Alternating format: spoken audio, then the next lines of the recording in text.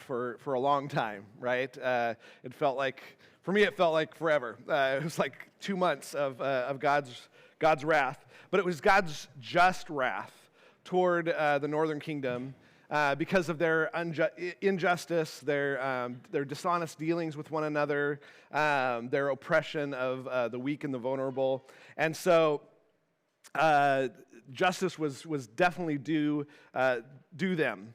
And so Amos was stating that, was giving them their sentence for all that they had done wrong.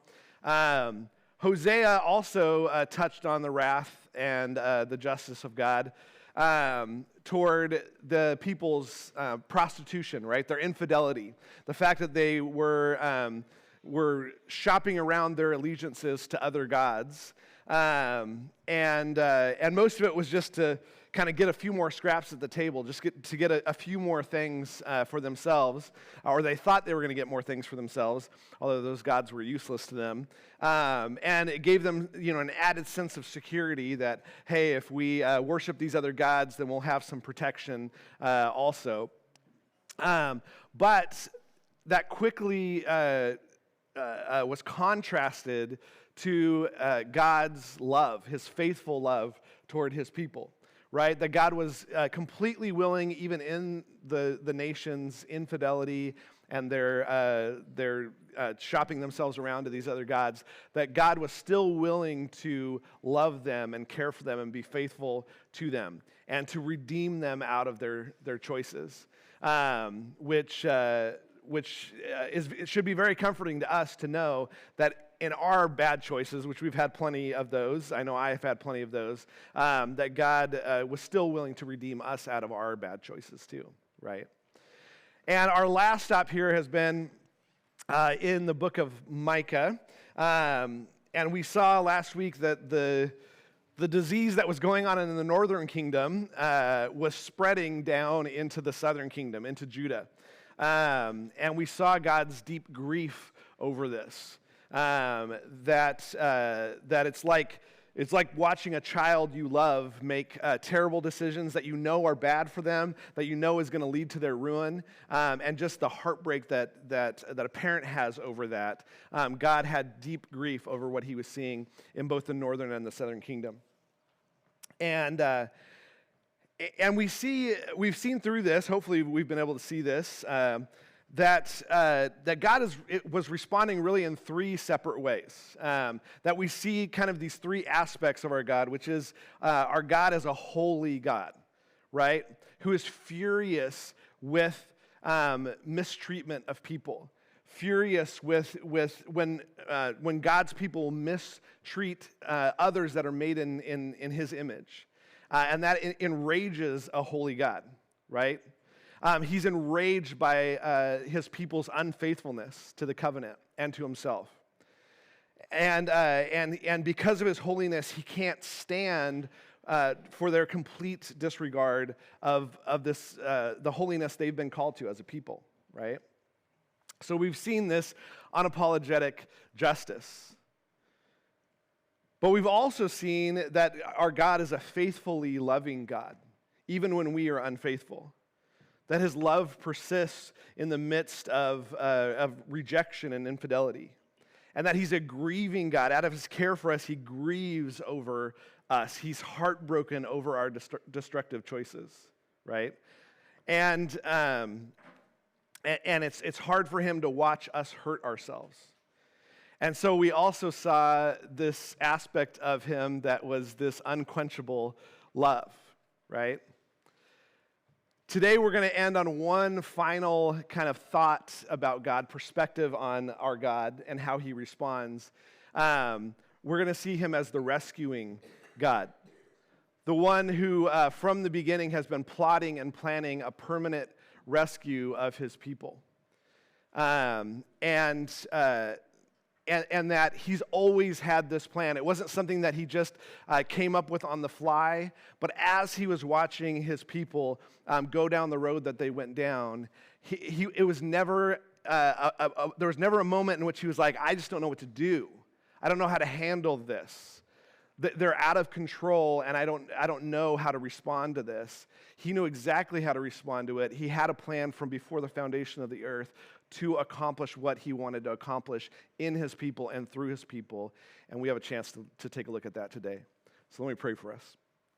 Lord, as we spend some more time in Micah this morning, I just pray that that you would do what you want to do this morning with this passage, that you would help us to see your sovereignty over all things, that you are in control, that you have had a plan from the beginning, and that we even in our time are just one small part of your larger plan that you're doing with humanity. And may we trust in your plan. May we see the goodness of your plan that you'll reveal today to us. And may that just cause us to be trusting of you, cause us to be people who are dependent upon you and know that you've got it no matter what's going on in our lives. Pray this all in your name. Amen. So I want to start with the last few verses of Amos. I don't know if that was bugging anybody that I didn't finish Amos, but today's the day we're going to finish Amos. And the reason why I waited till today is because these 5 verses at the end of Amos are nothing like the rest of Amos. I know it's been a little over a month since we were in Amos, but Amos was very dark and gloomy, right? Doom and gloom, judgment and wrath, death and destruction. And we ended, like right before this, Amos 9:10 says, all the sinners of my people will die by the sword, right? That's the nature of Amos. It's this real dark doom and gloom stuff. But it flips on a dime here in Amos. Look at verse 11. It says, on that day, I will raise up the fallen shelter of David and wall up its gaps. I will also raise up its ruins and rebuild it as in the days of old, so that they may possess the remnant of Edom and all the nations who are called by my name, declares Yahweh who does this. God's last words through Amos to his people speak of a time when his people would once again be whole. That even though for a time they were going to be broken, and that Yahweh was the one who was actually breaking them, right? We talked about that a lot. I probably overemphasized that Yahweh was the source of their judgment. He doesn't shy away from that. That's why it's unapologetic justice. He was going to do his justice, right? But now he's talking about that's not the end of the story. That at some point in the future, all of the people would be united, all of his people would be united under one tent. This shelter is a tent. And this tent would be ruled by David. Now, not the original David, but this Davidic king that we've talked about from time to time. And notice that he says not just the Israelites, but he says Edom too. Edom was a Gentile nation. That they would also be under the tent. And then he says, not only the remnant of Edom, but all the nations who are called by my name. This tent would not just be for the northern kingdom of Israel or for the southern kingdom of Judah, but this tent would be for all nations, for all people from all nations. People from every corner of the earth would submit under the rule of this Davidic king. And they would be his own people, called by his name. And again, as I've been stressing throughout all this judgment, that Yahweh was doing it, look at who's doing it here, right? Declares Yahweh who does this. Just like he would be the one who would bring judgment to the people, which was part of his plan, this was also part of his plan that God promised actually way back to Abraham very early on. He said all the nations would be blessed through your seed, through this Davidic king who was going to come and set up this tent under which all peoples could gather underneath his rule. In Acts 15, the apostle James is arguing for the inclusion of the non-Jewish people into the people of God. Because there were definitely some people who were like, no, it's all about the Jews, right? We are God's people. I mean, if you're a Gentile and you want to be a part of this, then you've got to become a Jew, because only the Jews have God's special blessing, right? And he quotes actually these two verses we just read. He quotes these two verses and said, no. God's plan has always been to bring all nations under his tent. And so, verse 13, he says, behold, the days are coming, declares the Lord, when the plowman will overtake the reaper, and the one who treads grapes will overtake him who sows the seed. When the mountains will drip grape juice, and all the hills will come apart. I will also restore the fortunes of my people Israel, and they will rebuild the desolate cities and live in them. They will also plant vineyards and drink their wine and make gardens and eat their fruit. I will also plant them in their land, and they will not be uprooted again from their land which I have given them, says Yahweh your God. I'm not going to go into a lot of the detail on this, but you can get the general picture of this, right? That it's this picture of abundance. That it says the reaper, which would have finished reaping the crop in May, is usually when they would finish, would have so much to harvest. They would just keep reaping and keep reaping and keep reaping that he would go right into July, which is when the plowing season starts. Because he would have so much to reap, right? He just wouldn't have time to get it all done before the plowman's ready to plow, right? And then the one coming to plant seed would see someone still processing the grapes months after they should have been finished, because there's so much abundance. There would be so much grape juice that there's this picture of the vineyard just like flowing with grape juice, right? Just flowing. All the destruction that's promised in Amos would be reversed. The economic disaster that was promised in Amos would be turned on its head. Amos ends with this message of hope, planned and carried out by this new Davidic king. And that leads us right into the place we're going to be in Micah today, which is in Micah 4, which says this. It says, and it will come about in the last days that the mountain of the house of Yahweh will be established as the chief of mountains. It will be raised above the hills, and the peoples will stream to it. Many nations will come and say, come and let us go up to the mountain of Yahweh and to the house of the God of Jacob, so that he may teach us about his ways and we may walk in his paths. For from Zion will go forth the law and the word of Yahweh from Jerusalem. And he will judge between many peoples and render decisions for mighty distant nations. Then they will beat their swords into plowshares and their spears into pruning hooks. Nation will not lift a sword against nation, and never again will they train for war. Some things to note about this is that you got to imagine like the conquering of the northern kingdom of Israel and eventually the southern kingdom of Judah is an obvious hit to Yahweh's name, right? To his fame. Because these were God's people, and you have these invaders coming in and taking over the land of God's people. And you got to understand, in their mind and their time, like the mightiest gods empowered their people to conquer other peoples. So if you were a defeated people, you also had a defeated God, right?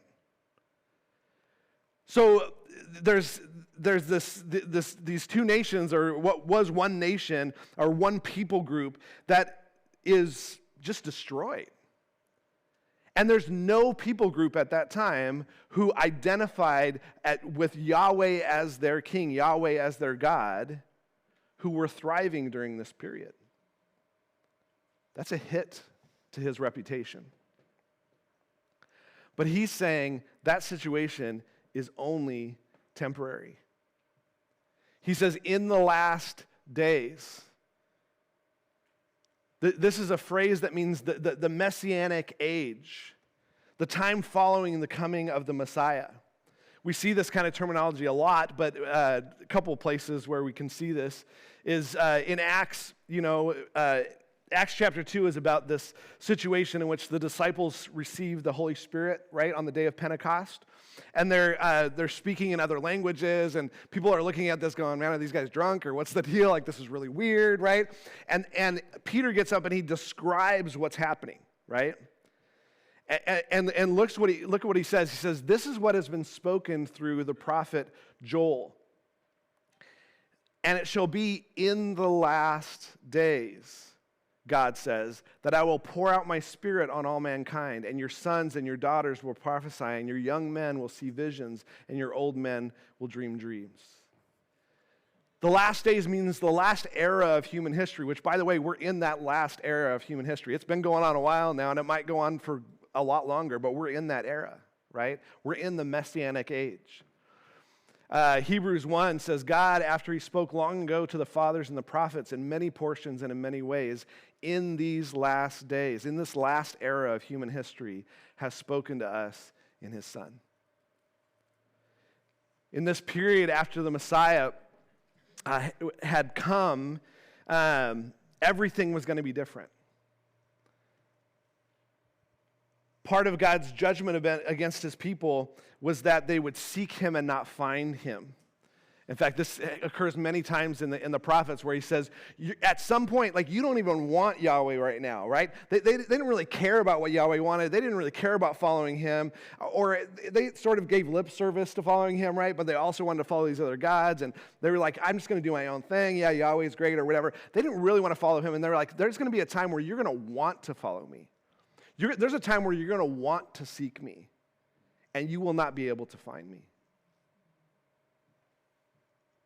But in the Messianic age, he says many people would seek and find him. Many people would stream to him and find him. And not only the Israelites, but many nations would come to him, would stream to Yahweh. This is a worldwide movement toward God, submitting to God. During the time of the prophets, they had rejected God's word, right? They didn't want to hear God's law. We have that picture where Amos is saying all this stuff that they don't really want to hear, and you have this other prophet Amaziah. He's like, no, go home. We don't want to hear from you. We don't like what you have to say. So they were silencing the prophets. So God removed his word from them. I don't know if you remember this in Amos chapter 8. It says, behold, the days are coming, declares Yahweh, when I will send a famine on the land, not a famine of bread or a thirst for water, but rather for hearing the words of Yahweh. People will stagger from sea to sea, and from the north even to the east. They will roam about to seek the word of Yahweh, but they will not find it. Desperate for it, but will not find it.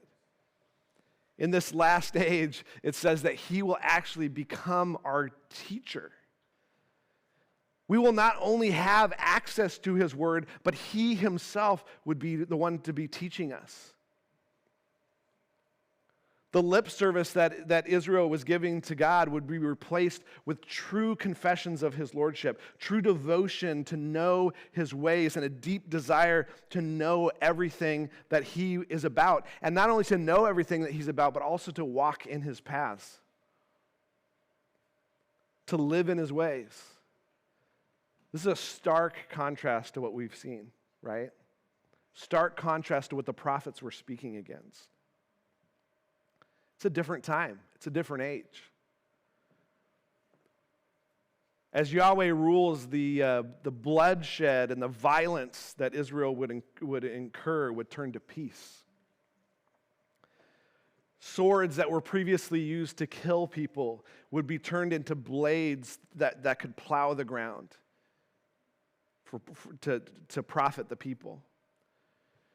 Spears that were used for war would now become these pruning hooks that could cut orchards and harvest orchards. Peace would be the standard of this new age. And you probably didn't notice this. I'm weird about words and stuff like that. But all of the verbs that we've looked at so far are all passive verbs, which means they're all things that are done to his people. Yahweh is the one at work. We don't establish the kingdom. He establishes the kingdom. He's the teacher. He's the judge. He's the peace bringer. He's the one who will rule over us. By the way, judge here isn't bringing a judgment like we've seen in Amos and Micah and Hosea, but it's a ruler. He would rule. Verse 4, it says, "Instead, each of them will sit under his vine and under his fig tree, and no one will make them afraid because the mouth of Yahweh of armies has spoken." I don't know if you can picture that in your mind. Every person kind of sitting under a beautiful shaded tree, having a nice day, maybe reading a book, maybe playing some games on your phone. I don't know, they probably didn't have that in mind at the time, but just really relaxing. He's like, this is what it's going to be like in this new age. And you can be assured that it's going to be like this because the one who's spoken is Yahweh. He's going to make sure it happens. Which, by the way, this picture of peace and true rest is a picture we get throughout the New Testament. It's true for us in his kingdom today. He's describing the Messianic kingdom, which we are a part of. So all anxiety over our circumstances, restlessness in our hearts, any lack of peace that we are experiencing, it should be kind of a flashing light to us, a yellow light to us to go, hey, you know what? Maybe we're not trusting in our King, right? Anxiety should drive us to prayer. Restlessness should drive us to seek contentment in him, not in our circumstances. A lack of peace in our hearts should cause us to run to this Prince of Peace. Because Messiah ushered in this new era of peace and rest, which we get to live in. And all of this goodness, all of this peace, all of this rest was secured by this new Davidic king under which we would be under his tent. Verse 5. I put this on its own slide because I thought this is a good bumper sticker verse here. "Though all the peoples walk, each in the name of his God, as for us, we will walk in the name of Yahweh our God forever and ever." I like that. Everyone has a God, right? Everyone has a God. Whether it's a named God of some religious tradition, which we have plenty of those that exist in our world, right? Or it's the God of our own appetites or our own passions. Everyone lives for a God. But the people of the Messianic kingdom, us, we live with him as king, right? We live with him as Lord. We carry his name. We walk in the name of our God, which literally means we represent him and we want to increase his fame and his glory. We live our lives start to finish about him and his kingdom. Verse 6. "On that day, declares Yahweh, I will assemble those who limp and gather the scattered, those whom I have afflicted." He's the one who's made them limp and scattered, right? It's like, I recognize I did this. This was part of the judgment. "I will make those who limp a remnant, and those who strayed a mighty nation. And Yahweh will reign over them on Mount Zion from now on and forever. As for you, tower of the flock, hill of the daughter of Zion, to you it will come. Yes, the former dominion will come, the kingdom of the daughter of Jerusalem." Yes, Yahweh did justly afflict his people, right? They were rightly punished for their sin. But he looked forward to a time when he would be able to assemble these broken people. Those who were once afflicted would be part of this new kingdom. The weak and the lowly would become the most powerful kingdom on earth. And this is this new messianic kingdom. This is the kingdom that Jesus spoke about. Jesus spoke about this lowly, broken, humble, meek group of people who would band together into the greatest kingdom that this world has ever known.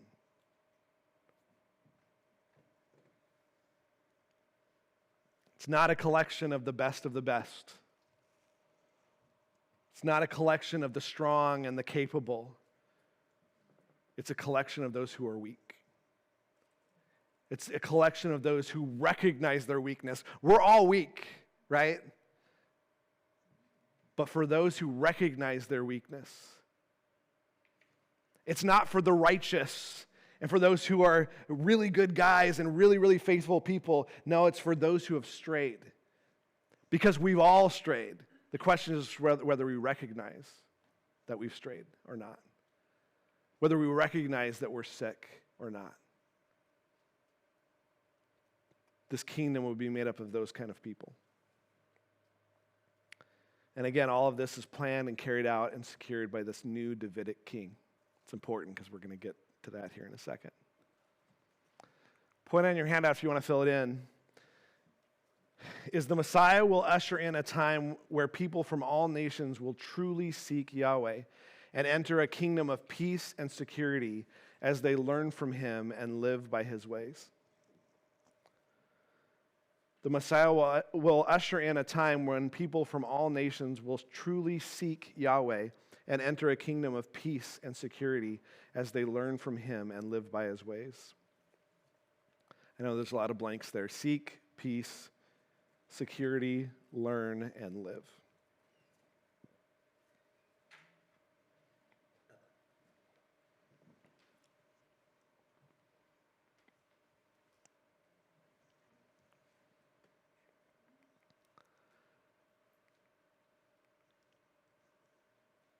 He goes on.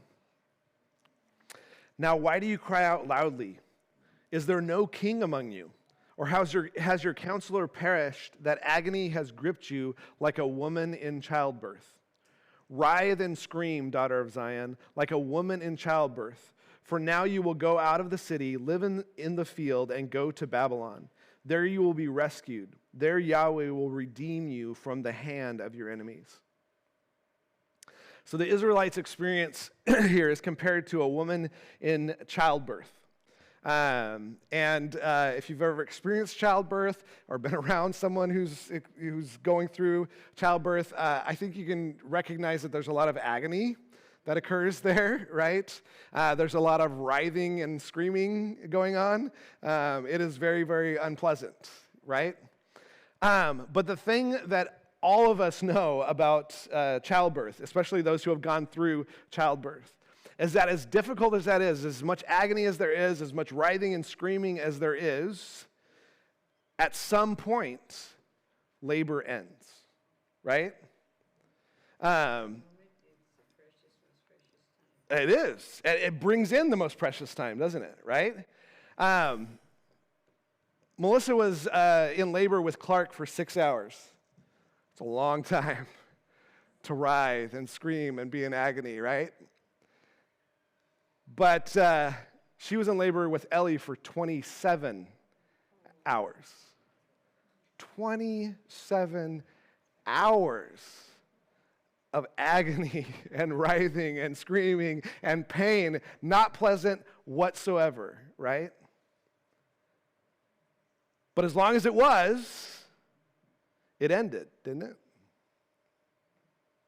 It ended. While Judah was going to go into captivity in Babylon, Yahweh was going to redeem them. It was not going to be pleasant for them at all. God was not trying to sugarcoat this for them and go, it's not going to be that bad. No, it was going to be bad. It was not going to be good. It was going to be agony and writhing and screaming, lots of pain. But it wouldn't last forever. At the end of it, Yahweh promised to redeem them, as he did.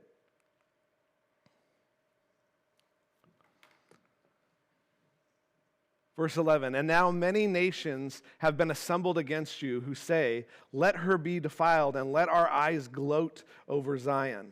Zion is Jerusalem.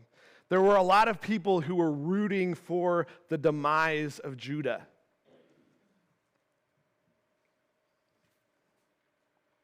Many in Israel probably thought that this was the end of the people of God. It seemed like it was the end of the people of God. It really did. And these nations around them who were, at war with them many times over many centuries were like, yes, they're going down all right. What they didn't know, look at verse 12. But they do not know the thoughts of Yahweh. They do not understand his plan. While they're all coming around Judah and going, look, they're going down. This is the end. It's over. Yeah, Yahweh who, right? What they didn't understand was that this was all a part of God's plan that he was working out.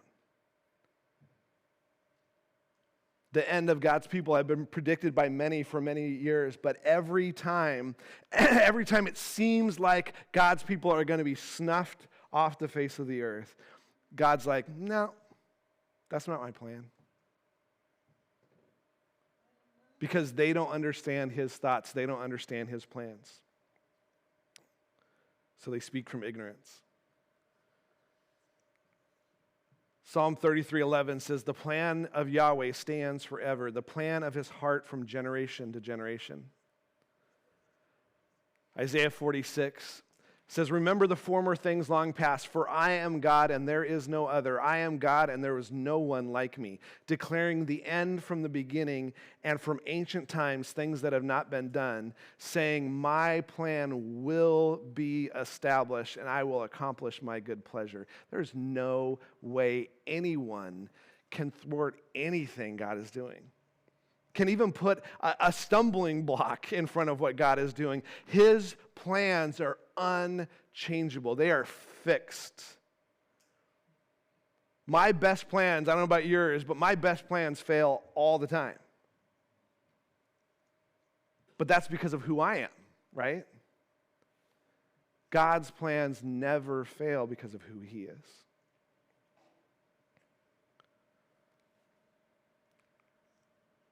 He says, for he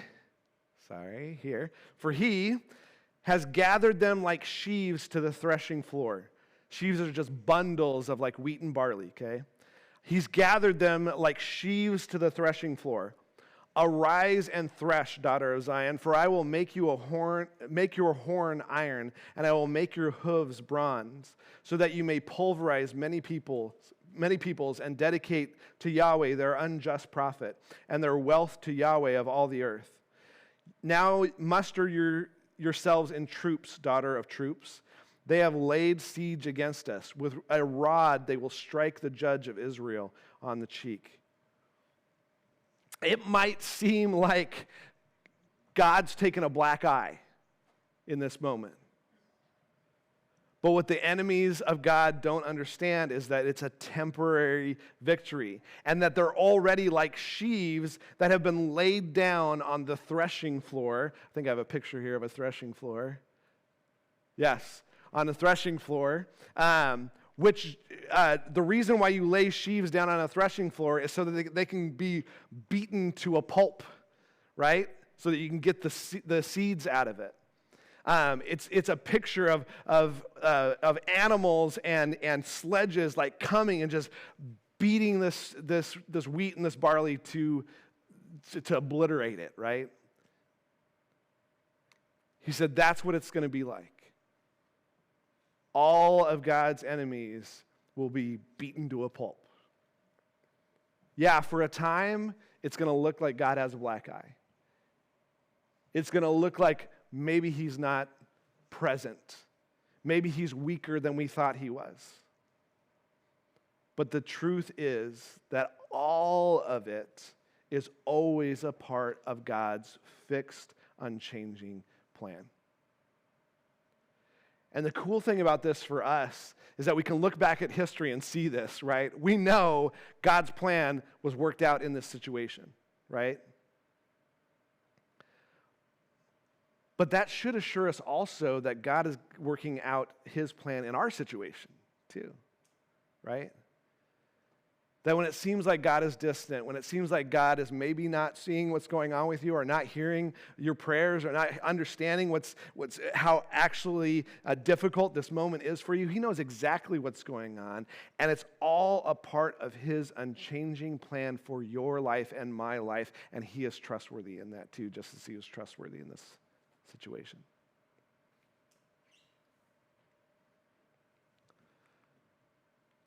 The point on your handout, if you want to fill it in, is God's enemies might seem like they are winning for a time, but it is all playing right into God's eternal and unchanging plan.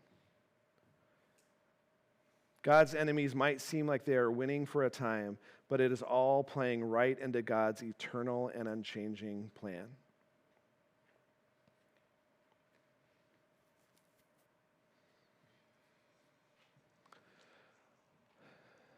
All right, we've been talking a lot about plan this morning, God's eternal, unchanging plan, right? How's this thing going to go down? Like you can imagine them getting this prophecy and going, great, but can you give us a hint as to how this might be accomplished? Because everything looks very bleak at this point.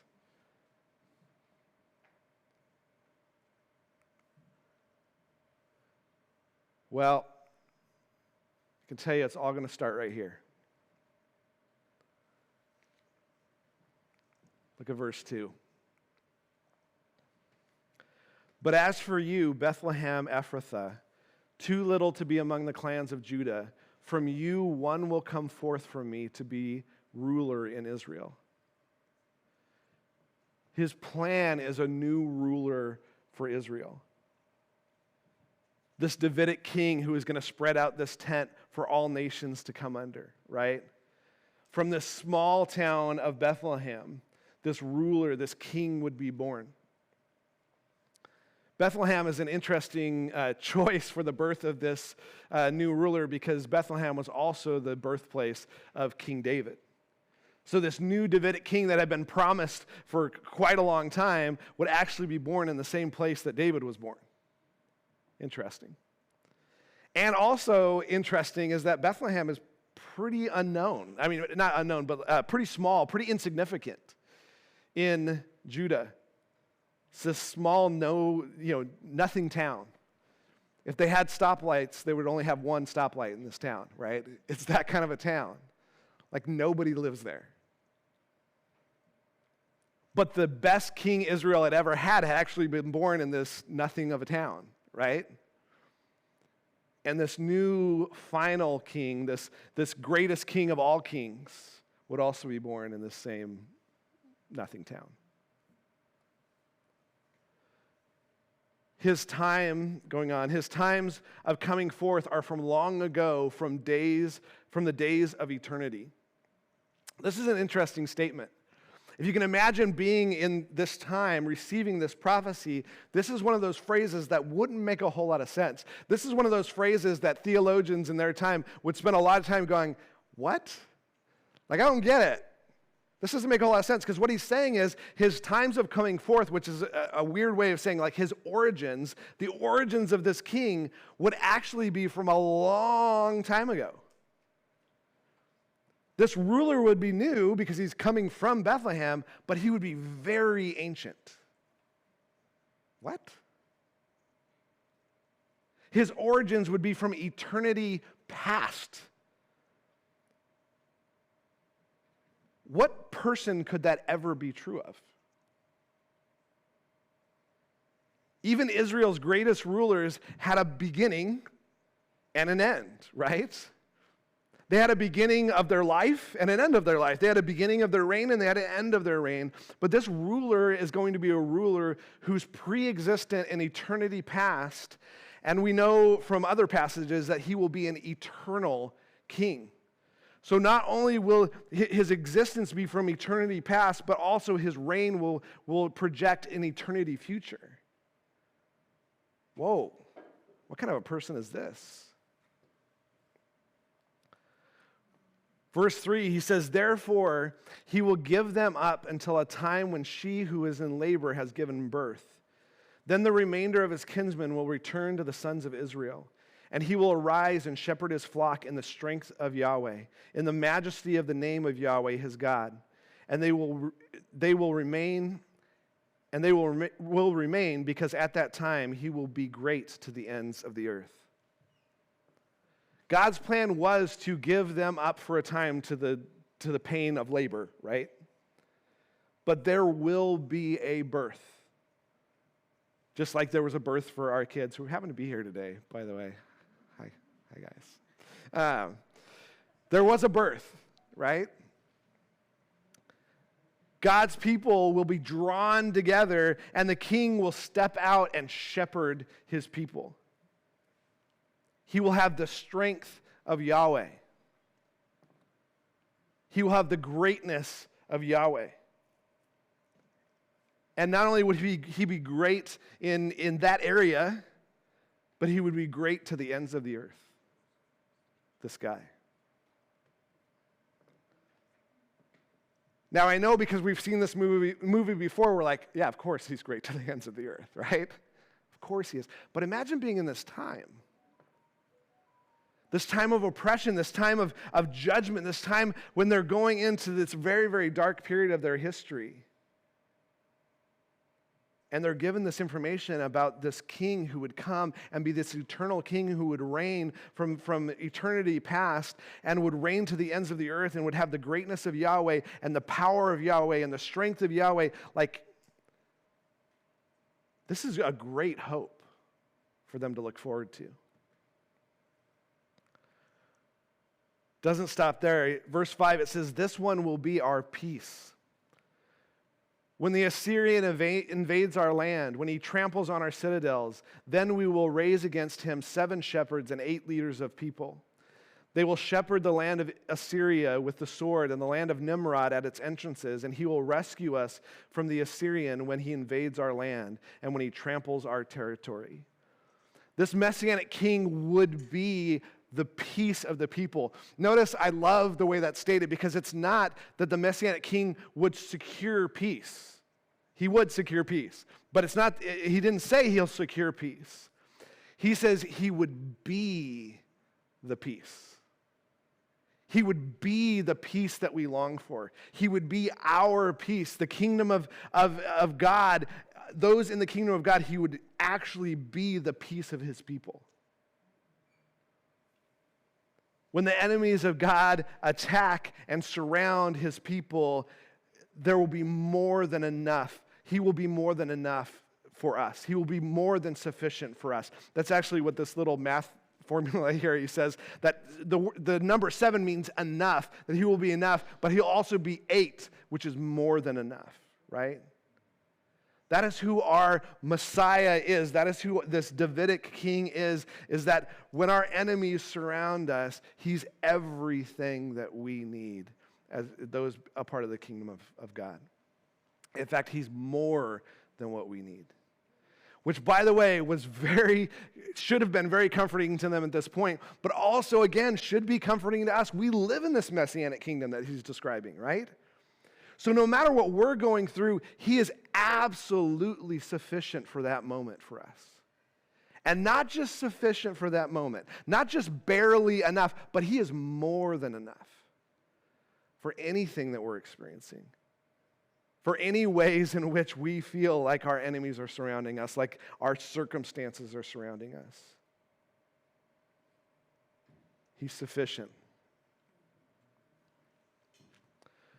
Verse 7, "Then the remnant of Jacob will be among many peoples, like dew from Yahweh, like showers on vegetation that do not wait for man or delay for mankind." God's plan for his people is this. We're due. Anybody feel like due? I don't know. It's a weird thing, right? We're due.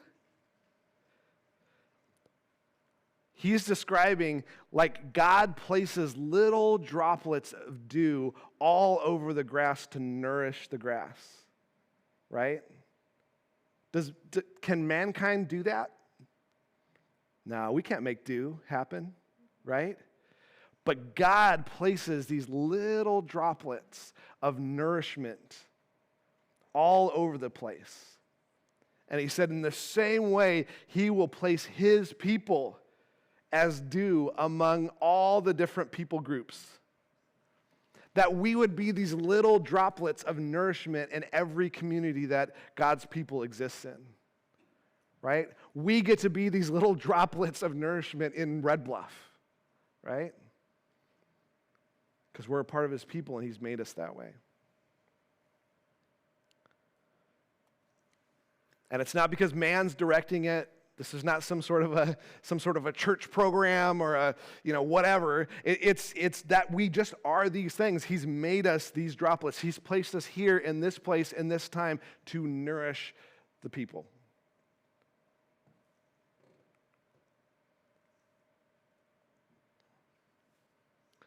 And this is a kingdom that is beyond borders, beyond ethnic identities, all over the world. We have this picture in Revelation. It says, after these things I looked, and behold, a great multitude which no one could count, from every nation and all the tribes, peoples, and language, standing before the throne and before the Lamb, clothed in white robes. Palm branches were in their hands, and they cried out with a loud voice, salvation belongs to our God who sits on the throne and to the Lamb. We've got this picture of people who are worshiping the Lord of the universe, right? And they are from all tribes, all peoples, all languages, every language on the planet, every people on the planet, every skin color on the planet. Like, God is going to make all of his people this dew throughout all of mankind. This is God's unchangeable plan. And if you think about it again, like, it was a really tough thing. Like, God was bringing judgment on this small area of land, this northern kingdom and the southern kingdom, this very, very small patch of land where God's people existed. And it was a hard time, and it was a difficult time for them. But just think about that map of God's people explodes from that small little spot to all over the world. And that's what his Messiah did. That's what this little guy born in Bethlehem did. The point on your handout, if you want to fill it in, is from humble beginnings, God's appointed ruler would emerge to shepherd his people with strength, bringing peace and deliverance, and extending his influence to all mankind. From humble beginnings, God's appointed ruler would emerge to shepherd his people with strength, bring peace and deliverance, and extend his influence to all mankind.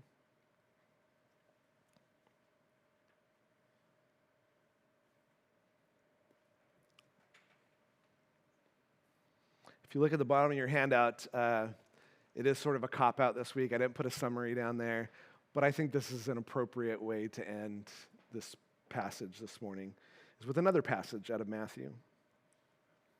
Now, after Jesus was born in Bethlehem of Judea in the days of Herod the king, behold, Magi from the east arrived in Jerusalem, saying, "Where is he who has been born King of the Jews? For we saw his star in the east and have come to worship him." When Herod the king heard this, he was troubled, and all Jerusalem with him. And gathering together all the chief priests and scribes of the people, he inquired of them where the Messiah was to be born. And they said to him, "Bethlehem in Judea. For this is what has been written by the prophet. And you, Bethlehem, land of Judah, are by no means least among the leaders of Judah, for from you will come forth a ruler who will shepherd my people Israel."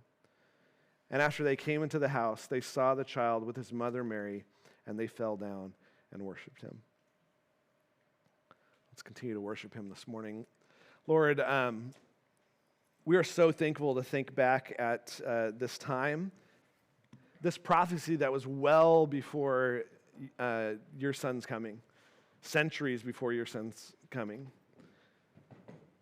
But you had a plan from the beginning to make right what was wrong, not only in Israel and Judah, but also what's wrong with us, what's wrong in our world, and what's wrong in our lives.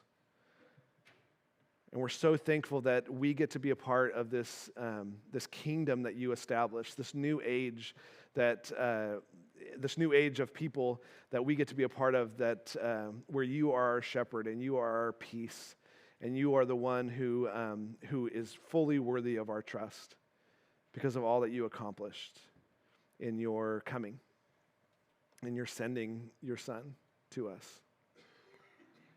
Thank you for being the God who is with us, the God who joined us in our mess, and chose to love us in that way, and chose to sacrifice for us in that way when we were so unloving, when we were so unholy, when we were so unrighteous, when everything we did just broke your heart, Lord. Thank you for always having a plan in place for us to save us from ourselves. Pray this all in your name. Amen.